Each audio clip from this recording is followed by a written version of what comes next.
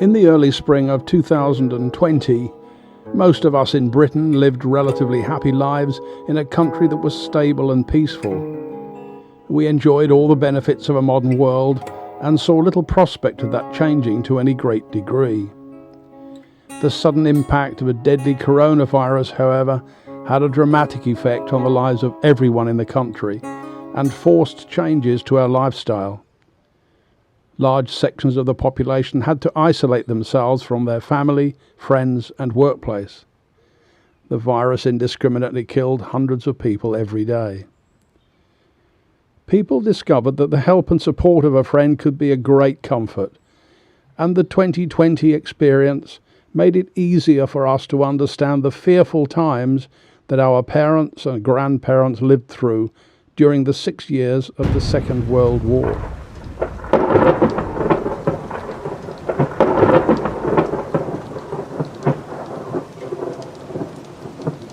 A friend called Crommie is at the heart of the recently discovered story which now follows, but to really understand why Crommie was so important, you need to think about a period in history when Great Britain faced the prospect of immediate invasion and of being conquered by a powerful and ruthless enemy.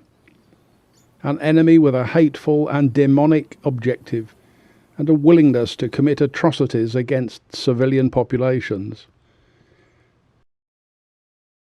If you had lived at that time, then you would have probably been gathered with your family just before 11 a.m. on Sunday the 3rd of September 1939, poised to listen to a radio broadcast by your Prime Minister, Neville Chamberlain. Your family, like many other families and communities, have only just finished erecting memorials to the hundreds of thousands of people killed in the First World War. It is utterly unthinkable that such horrors will once again be inflicted on the men and women of another generation. But as the broadcast unfolds, you realize that its only purpose is to make a declaration of war.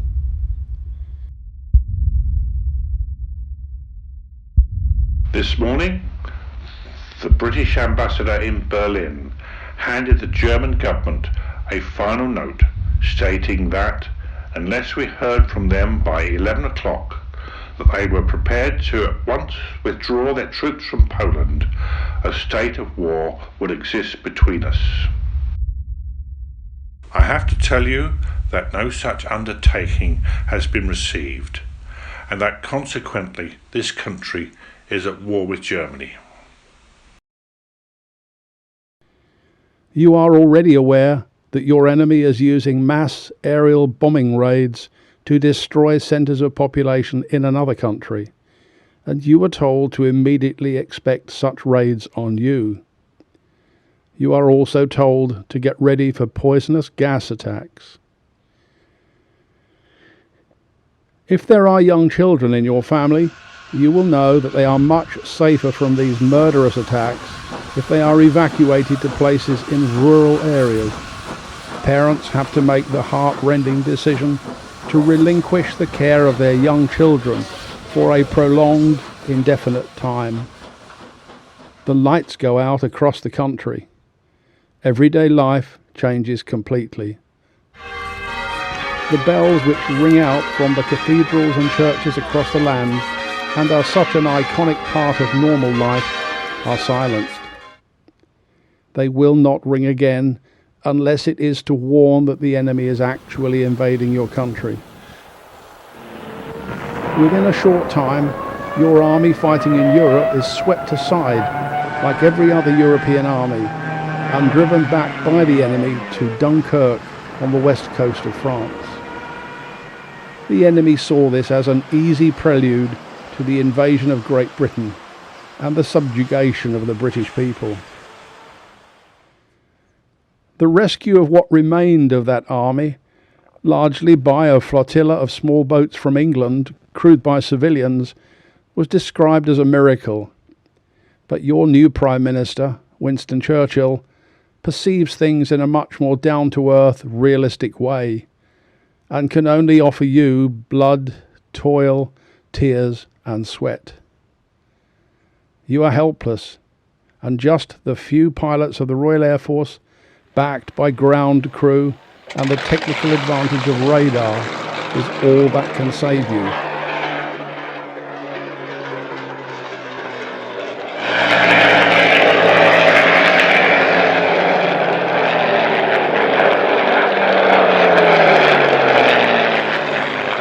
They win a reprieve. They win a deliverance, the importance of which it is difficult to overstate. Bombing raids by the RAF on enemy war production sites is intended to reduce their capacity to wage war.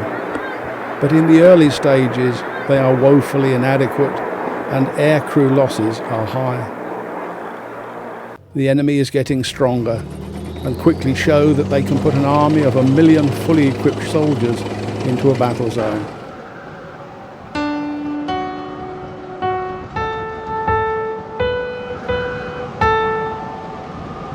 You are hungry.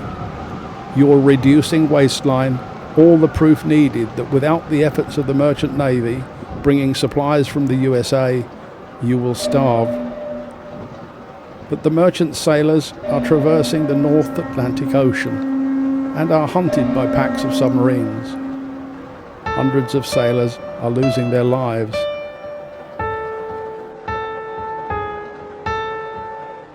You are told to dig for victory and cultivate every bit of land you can find. To avoid starvation, you must produce food and conserve and preserve everything you can. There is no silver lining to the clouds of war that hang over you and your nation. Although the government hides the true casualty toll from you, you know of the death of over 800 men and boys in one attack on the Royal Navy at Scapa Flow, the deaths of hundreds of civilians in bombing raids on the cities, and some individual families who have lost 1, 2, or all of their sons in battle. You are told to keep calm and carry on, but you know you are losing the war in every respect. But you have to ignore that and do your bit. The way you were required to do your bit then takes an unexpected turn. You are contacted by a military intelligence unit, and they want you to volunteer to become a secret agent and take part in some special operations. Your training will take place at Farm Hall, Godmanchester, where you and other agents will meet one of the best friends you will ever have, a dog called Crommie. Crommie is the family pet of the commanding officer at Farm Hall, Squadron Leader Courtly Naismith Shaw. But it quickly becomes apparent that Crommie will be everywhere. You are training to operate in enemy-occupied Europe, and you need to learn how to gather information and then use a suitcase radio transmitter to send Morse code messages back to London. You also need to learn how to fight with weapons of war.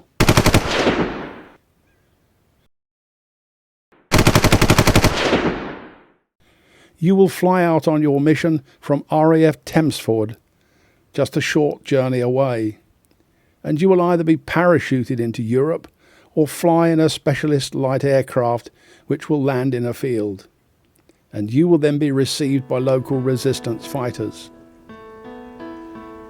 The pressures and stresses involved in the training are huge, and you know that ultimately your life will be at great risk during the operation you are training for. Your mental stability, courage and determination is tested almost as much in the preparation training as it will be in the operation itself. You know what is expected of you, you want to do your bit, and you do not want to let anyone down. The relentless progress to your operation is building, and your ability to cope is severely tested. Your mission day is now. In a mad, violent, surreal world, the unerring friendship of a small, carefree dog is unimaginably ordinary. The human pleasure of having a pet and loving it as much as any human companion you could ever wish for is a powerful statement of how life should be, and it restores your soul. That Crommie responds with his own joyous, intelligent spirit is an absolute godsend. He is a wonderful distraction from the ghastly reality imposed on you and the other agents. Crommie has an uncanny ability to sense when an agent is at breaking point and of not leaving them alone. You probably don't know how many agents in your situation, men and women, have been received by local resistance groups which have been infiltrated by the enemy, and those agents are then detained, grossly tortured, and either immediately shot or condemned to a concentration camp. Your uncertain future could well mean that you will not survive. You will never see Crommie again. You may die and never know whether the war was won or lost.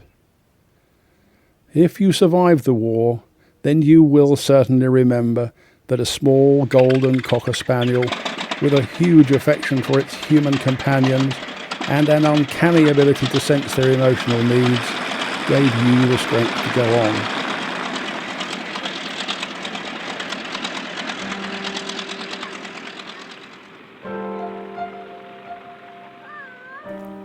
In the aftermath of World War II, people who fought or lived through it found the losses and suffering in that period far too difficult to retell. They rarely, and in some cases never, spoke of what happened to them. The experiences and memories were too overwhelming. As the wartime generation is lost to us, so too are their personal recollections. Crommie's story was also lost. It was not even recalled by the children of the Naismith Shaw family.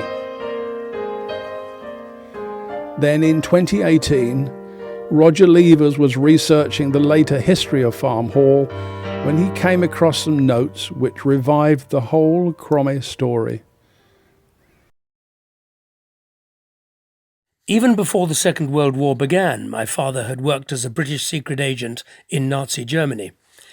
He was arrested by the Gestapo on one occasion, but after a lengthy interrogation, he talked his way out of trouble and was released. He went on to serve at Bletchley Park in 1939 and 1940.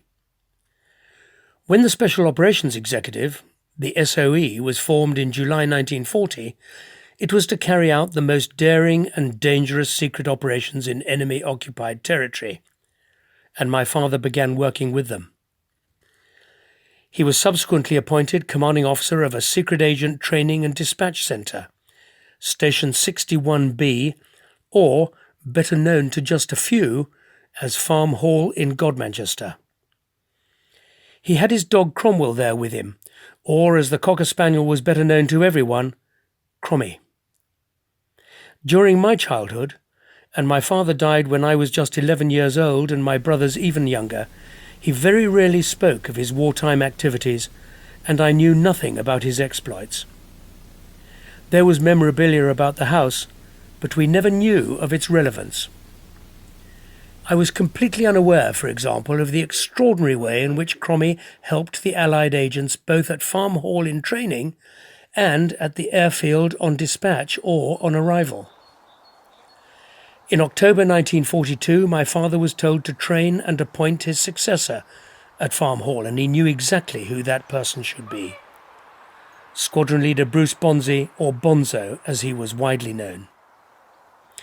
My father knew Bonzo very well, so they met for a drink in the Bridge Hotel in Huntingdon, and Bonzo immediately accepted the job offer. Bonzi then worked at Farm Hall as my father's second-in-command until August 1943, and during that time we now know he made comprehensive notes about activities there. He turned them into an unofficial memoir over 30 years later. Bonzo's notes gave a detailed account of what Crommie did to comfort agents who knew they were to be put in the most perilous of situations. He wrote, "Crommie was a golden cocker spaniel of unusual intelligence. He loved the agents, and the agents loved him. His pure friendship, with want of nothing in return, affected all those around him. Many times, Bonzo recorded, I saw Crommie go and sit with an agent who was worried, unhappy, or tearful, with remarkable results in cheering them up. Crommie accompanied every agent he could to the airfield at RAF Tempsford, and when they returned, or if by chance the mission was aborted, the first greeting the agents received when they came back and stepped out of the aircraft was from Crommie.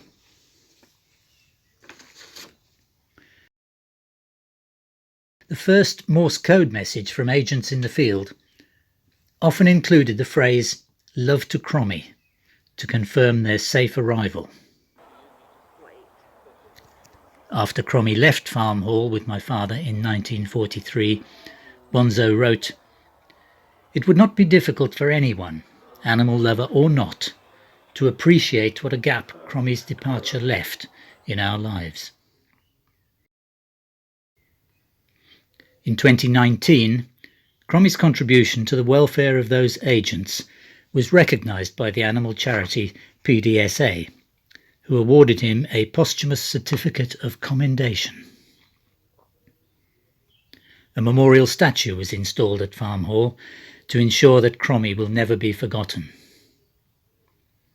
And being part of those commemorative events was a proud moment for our whole family.